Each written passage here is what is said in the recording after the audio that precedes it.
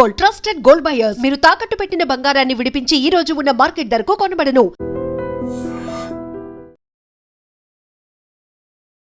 అదృష్టమో దురదృష్టమో తెలియదు కానీ ర్యాపిడో డ్రైవర్, ఈయన ఉదయ్పూర్కి సంబంధించిన ర్యాపిడో డ్రైవర్, సాధారణ ర్యాపిడో డ్రైవర్. అంటే ర్యాపిడో ఈ మనకు తెలుసు కదా యాప్. సో అందులో రైడ్లు చేసుకుంటూ బతికే వ్యక్తి. ఆ వ్యక్తి ఎంత రిచ్ అయిందంటే ఎప్పుడు 2024 నుంచి మొన్నటి వరకు కూడా 2025 వరకు, అంటే అక్టోబర్ 2025 వరకు, ఆగస్టు 2024 నుంచి అక్టోబర్ 2025 వరకు ఆయన ఖాతాల్లో ఎంత డబ్బు పడ్డదో తెలుసా? 331 కోట్ల రూపాయలు.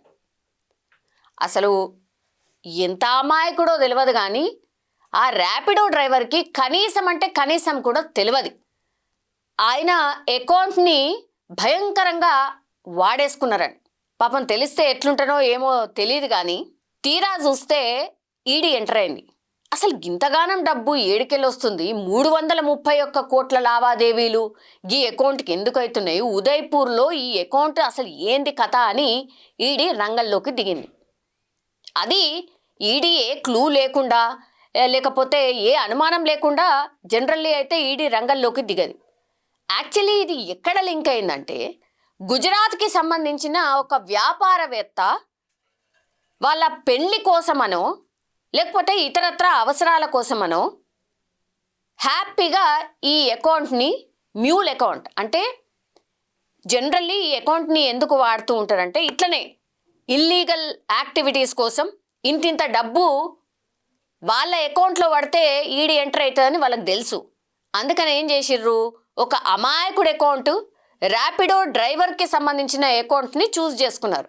దీన్ని మ్యూల్ అకౌంట్ అంటారు. జనరల్లీ అయితే ఈ ర్యాపిడో డ్రైవర్ ఎవరైతే ఉన్నారో ఆయనకు తెలిసన్నా జరగాలి, లేకపోతే తెలియకుండానే వాళ్ళ అకౌంట్ని వాడుకోవచ్చు అన్నమాట.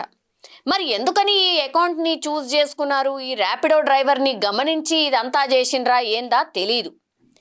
బట్ ఈ ర్యాపిడో డ్రైవర్ ఉన్నదేమో ఉదయ్పూర్లో. ఇక ఈడీ ఎంటర్ అయింది కాబట్టి ఈడీ ఆ ర్యాపిడో డ్రైవర్ ఇంటికి పోయింది. ఇంటికి పోయి చూస్తేనేమో సాధారణ ర్యాపిడో డ్రైవర్ పని చేసుకునే వాళ్ళది ఎట్లుంటుంది, వాళ్ళ ఇల్లు ఎట్లుంటుంది, ఒక్కసారిగా షాక్ అనమాట. ఈడీ పోయింది, ఆఫీసర్లు అందరు పోయినరు, వాళ్ళు అసలు ఇంటోళ్ళందరూ పరేషాన్. అరే ఇదేంది, ఇదేం ఆఫీసర్, అసలు ఈడీ అంటే కూడా వాళ్ళకి తెలుసో తెలియదు. వాళ్ళ ఇల్లు చూసి షాక్ తిని ఆ మొత్తం ఆ ర్యాపిడో డ్రైవర్కి సంబంధించిన ఇన్ఫర్మేషన్ మొత్తం అంతా తీసుకున్నారు. నువ్వేంది, నీ కథ ఏంది, నువ్వేం చేస్తావు, ఏంటిది అని. ఇదంతా వాళ్ళు తీసుకున్న తర్వాత ఆయన అకౌంట్లో, ఇగో నీ బాబు నీ అకౌంట్లో గిన్ని డబ్బులు ఉన్నాయి, అసలు నీకు ముచ్చట తెలుసా అని అడిగిరట.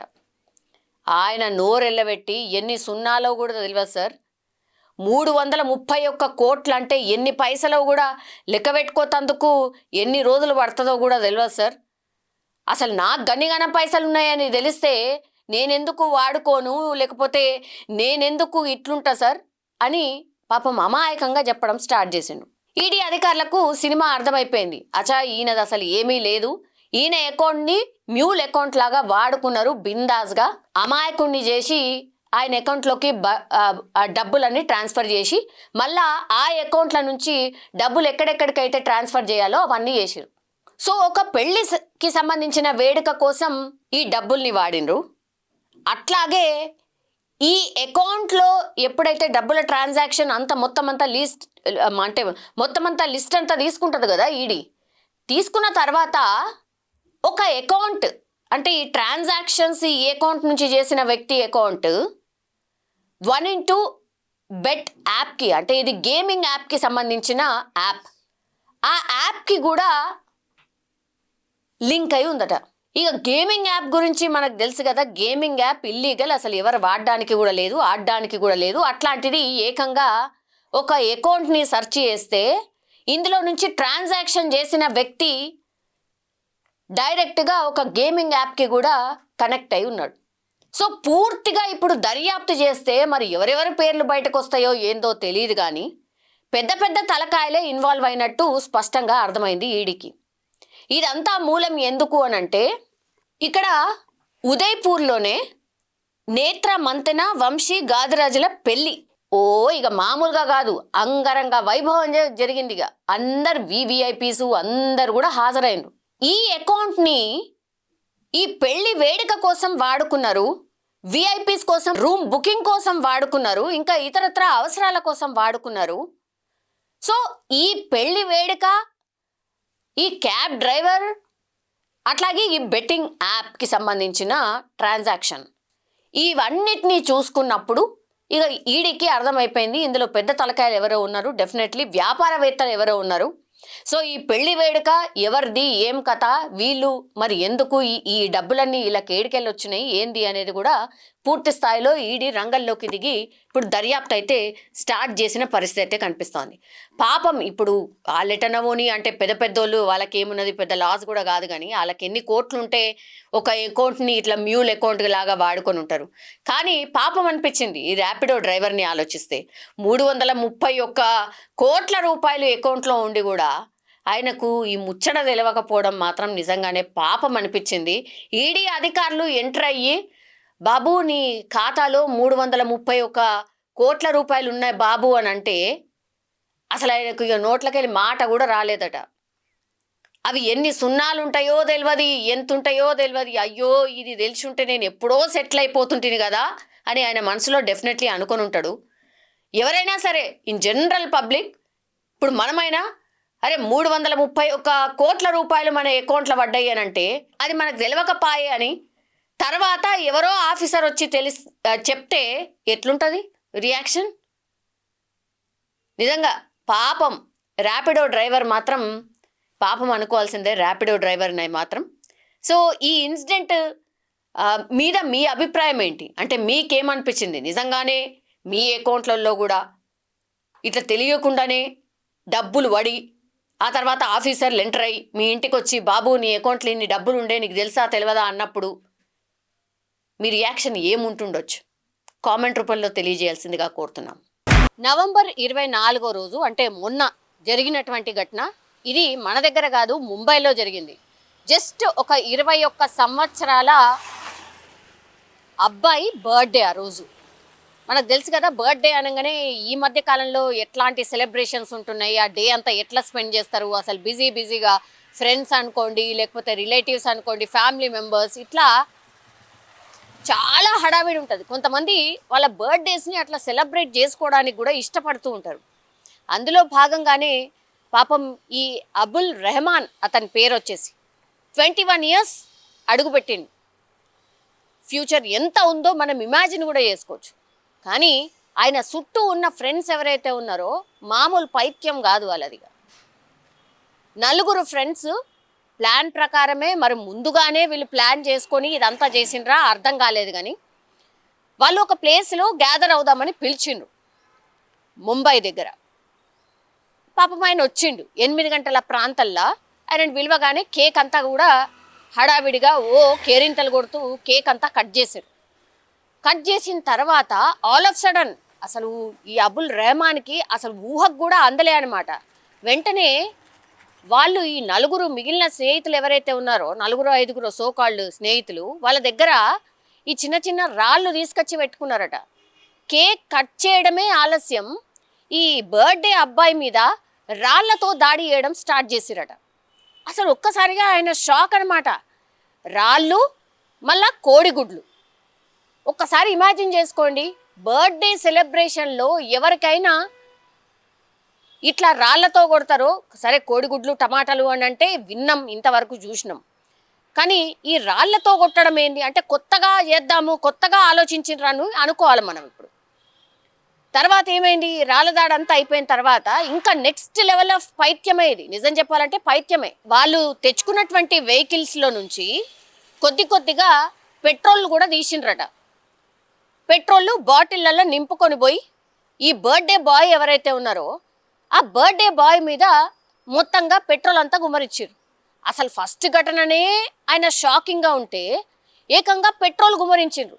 సరే ఆకతాయితనంగా ఏదో పెట్రోల్ గుమ్మరించిండ్రే, ఇక నీకు నిప్పంటిస్తారా అంత ఉంటుందా అని పాపం ఆయన ఊహించుండడు. కానీ ఇది నెక్స్ట్ లెవెల్ అనమాట. ఊహకు కూడా అందలే ఆ బర్త్డే బాయ్కి. నెక్స్ట్ ఇక వాళ్ళ దగ్గర ఈ మధ్యకాలంలో కుర్రాళ్ళు ఎట్లున్నారు, 18 దాటిందంటే కథం సిగరెట్లు గిగరెట్లు మందు ఇవన్నీ కూడా అలవాటే కదా. మరి ఈ గ్యాంగ్కి కూడా అలవాటు ఉన్నదేమో. లైటర్ తీసుకొచ్చి ఆ అబ్బాయిని పెట్రోలు పోసిన తర్వాత ఆయన ఎంత పారిపోయే ప్రయత్నం చేసినా 2-3 ఫ్రెండ్స్ని వాళ్ళు అతన్ని పట్టుకోవడం, తర్వాత ఆయన లైటర్ తీసిండట. లైటర్ తీయడమే కాదు, ఆయన ఎంత గింజుకొని ఎంత తప్పించుకోవాలన్న ప్రయత్నం చేసినా లైటర్తోని నిప్పంటించిండ్రు ఆ బర్త్డే బాయ్కి. అక్కడ ఇక ఇంత హడావిడి జరుగుతుంటే వాళ్ళు కేక్ కట్ చేసిన ప్రాంతం కూడా కొంచెం అవి ఇవి షాపులు ఉన్నాయట. నిప్పంటించగానే ఆయన దగ్గరలో ఉన్నటువంటి షాప్లోకి పోయి వాటర్ అనగానే వాటర్ బాటిల్ ఒకటి ఉంటే వాటర్ బాటిల్తోని కొంత చల్లార్చుకునే ప్రయత్నం చేసిండ్రు. అప్పటికే ఆయన బట్టలు కానీ ఆయన జుట్టు కానీ ఆయన చెవులకు కానీ పూర్తిగా కాలిపోవడం స్టార్ట్ అయింది. బాటిల్ పెట్రోల్ పోసిన తర్వాత ఎట్లుంటుంది మనిషికి. మళ్ళా అయినా కూడా ఆగలే. వీళ్ళు ఇంకా పైశాచిక ఆనందం పొందుతూ ఆయనని నీళ్లు నీళ్లు దగ్గరికి పోనీయకుండా, నీళ్ళ దగ్గరికి అతన్ని పోకుండా ఆపేందుకు కూడా ప్రయత్నం చేసిరట. అక్కడ మళ్ళా అయినా కూడా ఆయన తప్పించుకొని కుళాయి దగ్గర అక్కడే ఒక ట్యాప్ ఉంటే ఆ ట్యాప్ దగ్గరకు పోయి ఆ ట్యాప్ కింద కూర్చుంటే కానీ పాపం ఆయన మంటలు అంటుకున్న దుస్తులు కానీ లేకపోతే ఆయన బాడీకి కానీ అప్పటికే తీవ్ర గాయాలైనాయి. ఆయన గట్టిగా అరుస్తున్నాడు, ఏడుస్తున్నాడు. అయినా సరే ఈ సో కాల్డ్ స్నేహితులు ఇంకా కూడా నవ్వుకుంటా రెస్పాండ్ అయిన పరిస్థితి లేదు. అంత ఎమర్జెన్సీ సిచ్యువేషన్లు ఉంటే స్నేహితుడు, అది కూడా ఆయన బర్త్డే రోజు మొత్తం కాలిపోతుండంటే వీళ్ళు నవ్వడమేంది, కేరింతలం కొట్టడమేంది? మజాక్కి కూడా ఒక హద్దు ఉంటుంది కదా. ఇదేం మజాక్ అసలు? భయంకరంగా పాపం ఎంత గాలిపోయిండు అంటే ఇప్పుడు ఏకంగా దగ్గరలో ఉన్నటువంటి హాస్పిటల్కి ఆ స్థానికులు ఎవరైతే ఆ ఇన్సిడెంట్ చూసిండ్రో వాళ్ళు రెస్పాండ్ అయ్యి దగ్గరలో ఉన్న హాస్పిటల్కి చేర్చిండ్రు. ఇప్పుడు ఆయన అత్యంత విషమయమైన పరిస్థితిలో ఉన్నాడు. మనకు తెలుసు కదా, ఎవరికైతే ఈ మంటలు అంటుకుంటారో, ఈ కాలిపోతారో వాళ్ళు చాలా చాలా తక్కువ అవకాశాలు ఉంటాయి. బతికే అవకాశం చాలా తక్కువ ఉంటుంది. ఎందుకంటే మనకు పైనకేమో కాలిన గాయాలు చాలా తక్కువ కనిపిస్తుంది, కానీ లోపల ఇన్నర్లీ ఈ ఆర్గాన్స్ ఏవైతే ఉంటాయో అది చాలా భయంకరంగా డ్యామేజ్ చేస్తాయట ఈ మంటలు అంటుకున్న వ్యక్తికి. ఇన్ జనరల్లీ కూడా డాక్టర్స్ అదే చెప్తారు. పైనకేమో బాగానే ఉన్నట్టు కనిపిస్తారు, బట్ అది ఏం చేస్తుంది అంటే మనిషిని లోపల ఆర్గాన్స్ అన్నిటినీ కూడా పాడు చేస్తుందట. పాపం ఆయన పరిస్థితి ఏందో ఇప్పుడు తెలియదు. ఆయన ఏం పాపం చేసిండు? బర్త్డే రావడమే ఆయన చేసుకున్న మరి ఈ పాపం అనుకో అన్న. వాళ్ళ తల్లిదండ్రులకు ఇప్పుడు ఈ 4-5 స్నేహితులు ఈ ఇన్సిడెంట్కి ఎవరైతే పాల్పడ్డారో నిజంగా కావాలని చేసిర్రా, మరి మన కోపం ఉందా అని అనుకోక తప్పదు. రాళ్లతోను కొట్టి ఆ తర్వాత పెట్రోల్ పోసి తగలబెట్టడం ఏంది? శత్రువుకి చేస్తారు జనరల్లీ. బర్త్డే బాయ్కి అయితే ఈ ఎక్స్పీరియన్స్ ఎవరు కూడా ఊహించుండరు. ఇది ముంబైలో జరిగినటువంటి ఘటన. ఇప్పుడు పాపం మా హాస్పిటల్లో ట్రీట్మెంట్ తీసుకుంటున్నారట. మరి బతుకుతాడా లేదా తెలియదు. ఏమైంది ఇప్పుడు? కేసు అయితే నమోదైంది. మరి మర్డర్ కేసు పెట్టాలా, వీళ్ళ మీద ఏం కేసు పెట్టాలా? అయినా ఇదేం పైత్యం అసలు? బర్త్డే బాయ్ని ఇట్లా ట్రీట్ చేసిన సందర్భం నాకు తెలిసి అయితే నేనైతే ఎప్పుడు వినలేదు.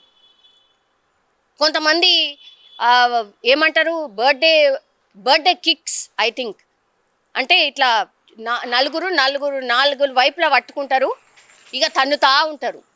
ఆ ఇన్సిడెంట్లో కూడా ఒక్కళ్ళో ఇద్దరు గతంలో ప్రాణాలు పోయిన సందర్భం కూడా ఉంది. అవన్నీ తెలియకుండానే ఇట్లాంటివి చేసిండ్రా? మరి స్నేహితుడి పట్ల ఇంత ఘోరంగా ఎవరైనా బిహేవ్ చేస్తారా?